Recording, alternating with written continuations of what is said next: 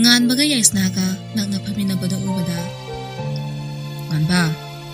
Ninegi khuto thado sasalamda thado Nine ba hojikida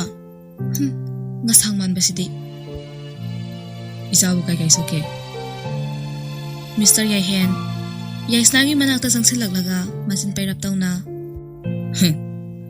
Ngarang dagi nangadoriba plan sa yamna phajai Sidaga lemna lairamadana Somdana aigi company day video do kaknaba sell ga tingna tawre ha yam nungaijare is nangna thandara sell tingi se aisa somda tingi meyam sidi nangna ga gi tingi ba khangjena daba sano ngarang aigi samse nangi taida palina tro adida aina taida ka ke tawbaga nangna taidi ka kano ai asoba meeting lai haibagi aigi tangkraba samse oine ka khali na tro nangna sel kaya tingkraba Yaisna hagi yauna haira 3k sangkre adugi oire nangna ngasai dei pairido se nangi 3k haido is sel yauna paire he nganba sai se nine tawgam bi yamna le chal horslo nine bye bye hai amu unera se bye bye kaka sakta thi masagi apambasu khangdana masa nusibaga sari masana khara phajabo ri phai khuthi siga nganba nangi doctor ama sinna ma torase papa aidi sidana hena nungai mapa masado yumi ordana sana thakna ba khara semaga chai chaba singa de loiraga ngahak phammi nganba nangna pami se karama doctor no papa aidi Dr. Yaisna do pami adudi Dr. Yaisna se nangi doctor oiba aduga sidala aga leiba natro nangna pami se nganba no fet tawraga yaye thamase okay adudi tumna ba tawrasiko Mathangi numini Yaihena Yaisnagi history tigat ba horai oiraiso nakanamada phone yengaga lei Asukui na loinarakpa ina fa soke thengi yadriba angang niba aduga Dr. Yaisnaga kamai tatna sinakrinoba natraga sigi Dr. Yaisna se angang fana mahiga sanaba zalo natraga heloina pigo oira zala Poiraina ngangi bagado tabi banate Yaihendo magi thokpa Dr. Yaisnagi history do tikalaga lai Nungai phabai mungdagi horokpasunate mama pasu thabak suba miwe ngaktane aduga mapala satlaga laik tabi history su lete ashigi mathakta sono masu yauriba lina marod mali khaliba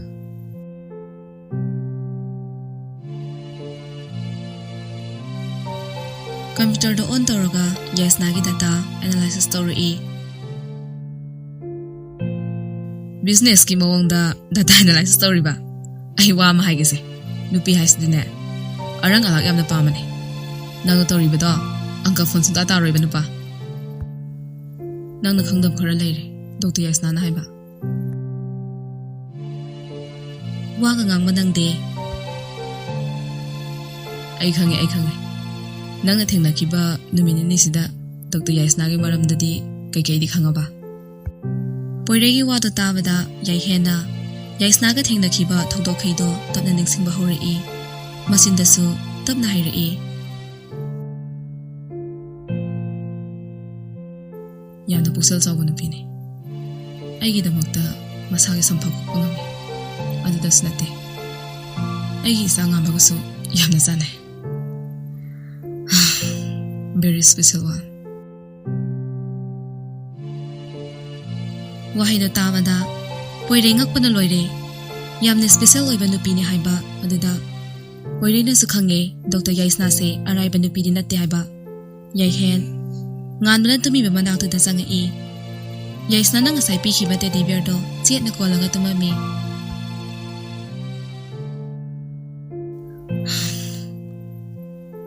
Isana aigidi khwaidagi maroi aduna isana pamiba thabakse papana ningba soiden thungangani si hairamaga yaihendo masabu phaijub singkhat piramaga thokre mathangi numini yaihen office ta lai secretary nupi amana hairi sir Dr. Yaisana private doctor oyu haibada yaraktre mi tharaga haibada yadrabanina personal oina mana thaba tawale wahaida tabada poire su jangsil lai yaihena sel oina Yaisna da message thagi tawi nifa nanga tori da soire hosganu pise sel do yamna sotrobane kaino nang ngarang pidi arang alak ta yamna mitai haidaine hojutine character da yamni yengnarabane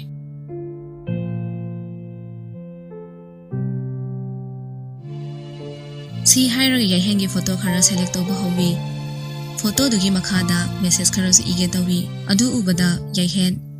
pakhana thage toriba photo do back toge tawi ani do computer do munara e poireina ige daba message ti idre photo ngakta sasa thajinki ha nangna mayam tharakani aina select on dile somda Yaisna gi message tharak pangairi Yaisna na tharak mandrabaduda call oina tawi hello ai hesi group ki CEO Mr. Yahene hesi group ki CEO ne ba ho aina chairman sumaina call tawra iba noi mayam se aina mathang mathang phagalapa soidrobane Yaisna magi ngambam thokpa ngangamaga call do satka I nang na dingam halaroi Mr. Yahendo sel mayam ama puraga Dr. Yaisna gi manakta lai sel yauri ba suitcase do Dr. Yaisna gi mamangda thami sigi sel sina adongi deposit ni haujinang na phangiba thagi tolop sidagi double hangana phangani nganbagi anabase hek phagalapaga sigi hospital sta amuk hana join tobiro aina noigi hetuda hainarage sel se paisin biyo angang ama layang bada sel khaktana yagadaba nate adiga thaba khudima sel khaktana yagadaba sunate lemna aigi kastai thokro fare adudi wakhal khara khanbi hoko asumna hairakwadada Mr. Yahen ikairap tawna thokre Yaisna na sel mayam do mirai badada wakhal da khanjai hekta chakhine Imalakimi nasana ima bulai to ena warobi ganuko nasane sakta do nungsi mandada na tawbane kahamanung dagi fa laktan inthorpa selna sunga ya resta lai Dr. Yaisna se nangi thamoina fada bayadre Yaisna se nangwada fajana nga hawda se adogi formula gaiduna aina taktharage hoi yare torase ahanba plan oina Dr. Yaisna gi kada gip mayam ama piraga themi kaina sina sidi aise thamoi gi lang thakpa horene ha aina thunika di khaluno ahanba plan se fail oire second plan Yaisna do thabagi matam loyerdana magi gari masada thoraga yumda halai Yaihena Yaisna gi tungomdagi gari thoraga tanarai Yaisna gaikho habane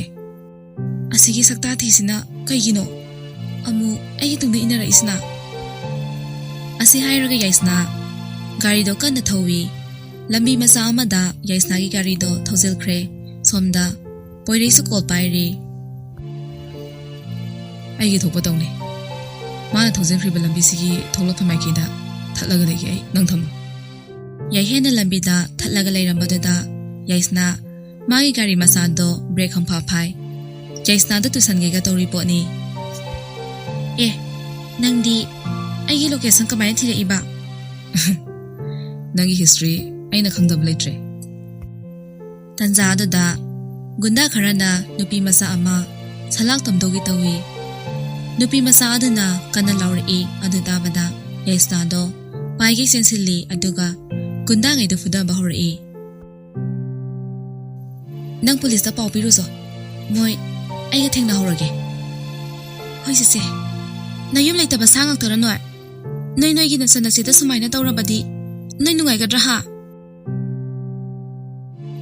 Tanzadada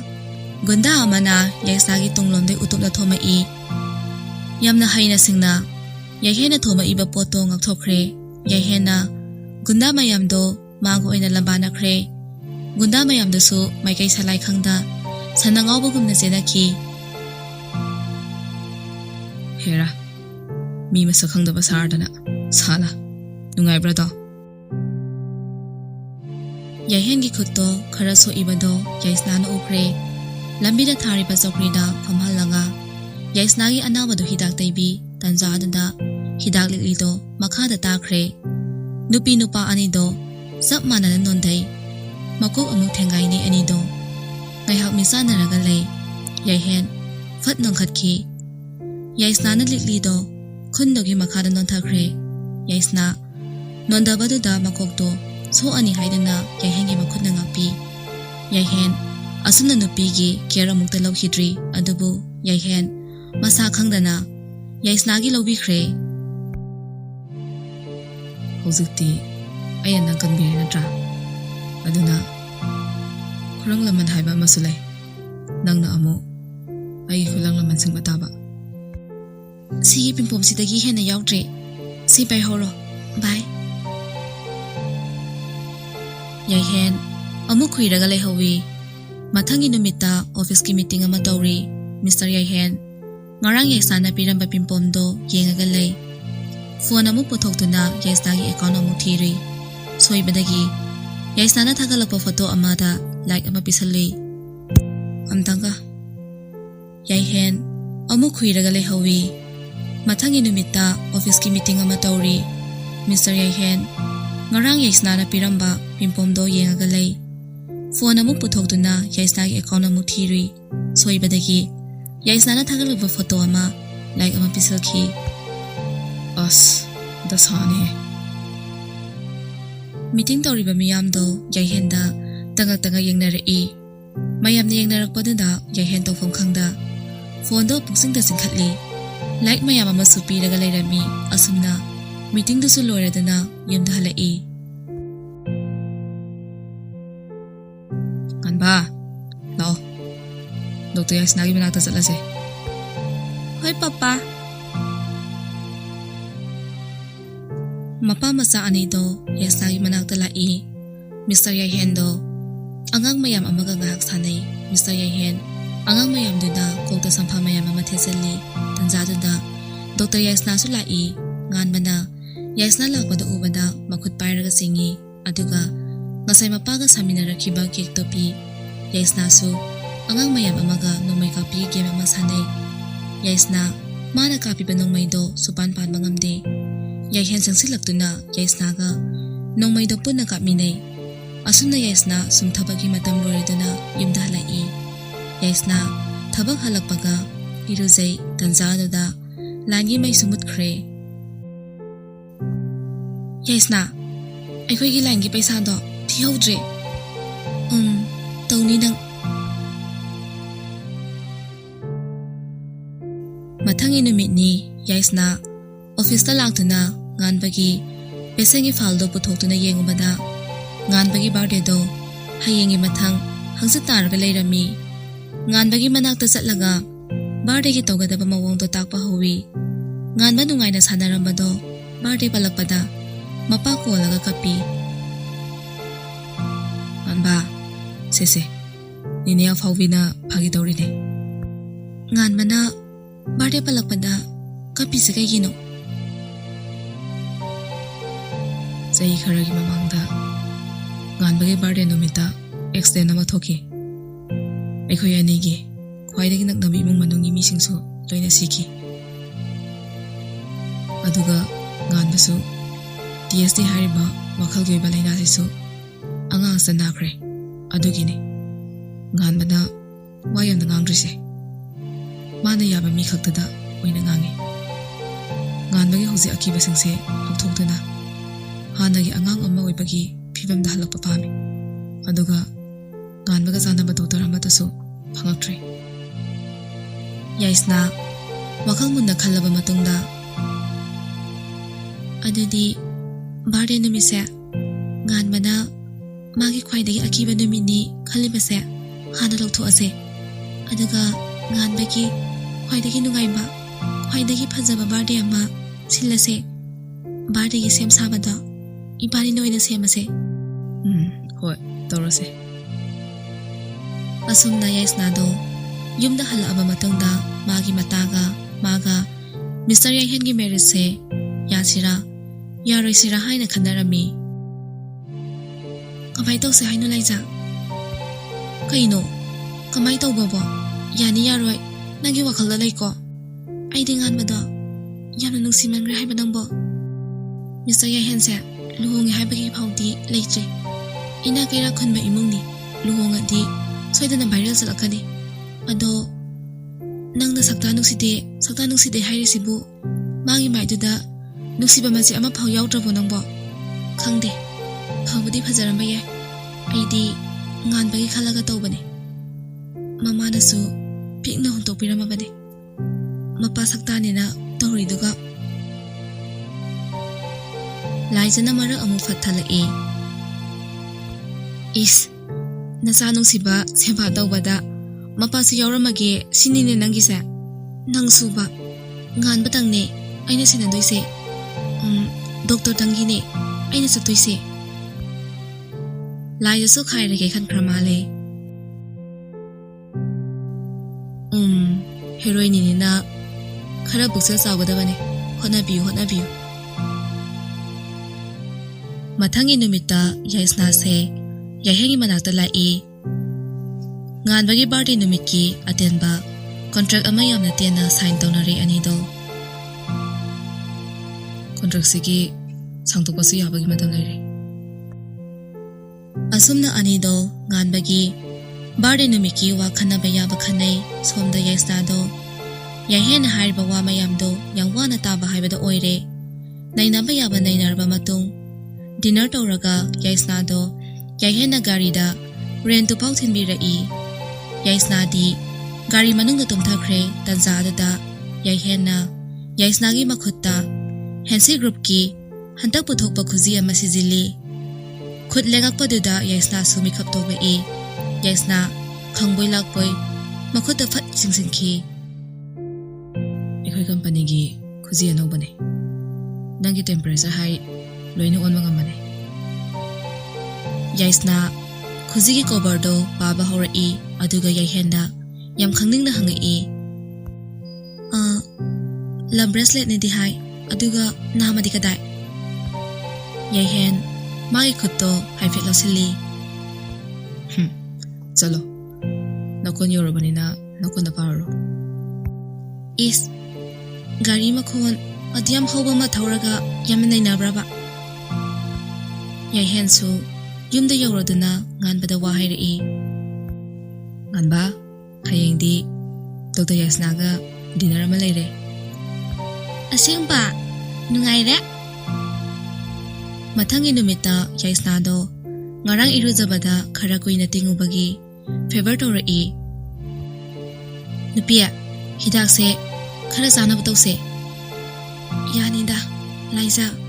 yana tawbusunate amaramda yaihen khuji dogi mathengna yaisna se favor tawre haiba khangmangami yaisna da call tawri nasa sagal halike gino doctor na halike gino hidaga salo khuji da elala adugini yaisna dinga abani khuji se yana sakhat pani haiba su khangde somda yaisna office saluraga halapanadi masa se sonthare nawa su khara henjile yaisna ai somda chataba yadaba thaba aruba ma leire nang darkar leira akanda call doro ai chatle yaisna masa sagat pado Iruzaraga khara phagadra haina iruzaba sangkhre.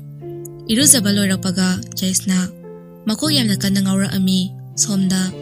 nganba mapa masadi dinargi Yaisna bu lawba lai.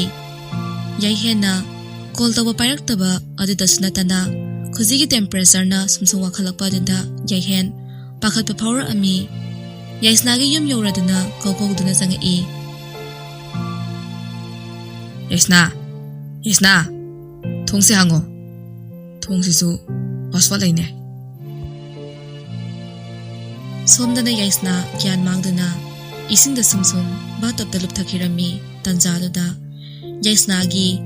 dead of bath na mi sanaramdana thong hangba yakhre.